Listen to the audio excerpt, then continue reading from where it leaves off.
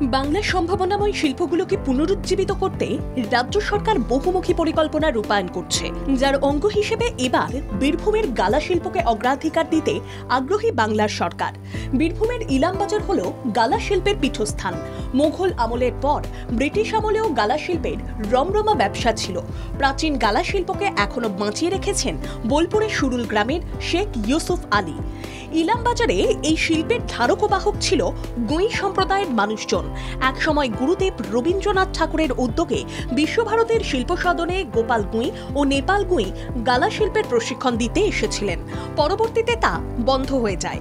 এই গুঁই পরিবারের অজিত গুঁইয়ের ছাত্র হলেন শিল্পী শেখ ইউসুফ আলী। তাঁর গালার অনবদ্য সব শিল্পকর্মগুলি তাক লাগানোর মতো। গালা শিল্পের আরও কিভাবে ডেভেলপ করা যায়, তখনই উনি চিন্তাভাবনা করে, তখন সবে শিল্প সদন হচ্ছে, সেই শিল্প সদনে এনে ওনাদেরকে অর্থাৎ নেপাল গুঁই গোপাল গুঁইকে কাজ দেওয়া হয়েছিল বিশ্বভারতীতে। সেই তখন থেকে বিশ্বভারতীতে গালা শিল্পের প্রচলন ছিল শিল্প সদনে। এইভাবে ওনাদের থেকে আমি যখন ওনার শেষ ছাত্র, উনিও গত হয়ে গেছেন, তারপর থেকে আমি দেখছি গালা শিল্পের ভালো রকম চাহিদা রয়েছে বাজারে।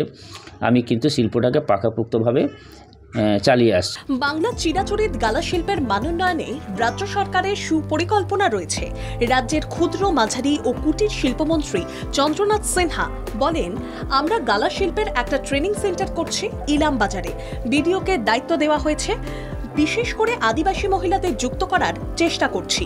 বীরভূমের এই শিল্পটা আরো এগিয়ে নিয়ে যাওয়ার ব্যবস্থা করা হচ্ছে।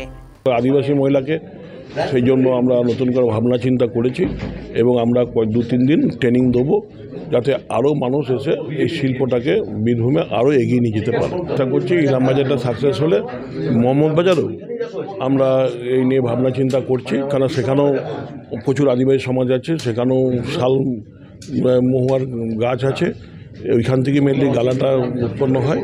গালা হলো লাক্ষা পোকার বাসা বা লালা। লাক্ষা পোকা গাছ পাতার রস পান করে তারপর গাছের ডালে লালা নির্গত করে বাসা তৈরি করে। এই বাসাই হলো গালা। বিশেষ করে কুল, পলাশ, কুসুম, অরহর, পাকুর, সেমিওলতা প্রভৃতি গাছে গালা পাওয়া যায়। এই গাছগুলি থেকে গালা সংগ্রহ করা হয়, যা এই শিল্পের মূল কাঁচামাল। শিল্প সামগ্রী তৈরি ছাড়াও গালা আসবাবপত্র থেকে মাটির পুতুল, মূর্তি প্রভৃতি বার্নিশ করতে লাগে। জুতো পালিশ, নেল পলিশ, লিপস্টিকে গালার ব্যবহার রয়েছে। এমনকি বিভিন্ন ওষুধ তৈরিতে গালা লাগে। বিশেষ করে ক্যাপসুল তৈরিতে গালা আবশ্যিক। একসময় জাপান থেকে গুরুদেব রবীন্দ্রনাথ ঠাকুরকে গালা তৈরি থালা, প্লেট, বাটি, গ্লাস উপহার দিয়েছিল। এখন বাংলার সেই হেরিটেজকে পুনরুজ্জীবিত করার নীল নকশা চূড়ান্ত করতে ব্যস্ত রাজ্য সরকার। সৌতিক চক্রবর্তীর রিপোর্ট, বাংলা জাগো।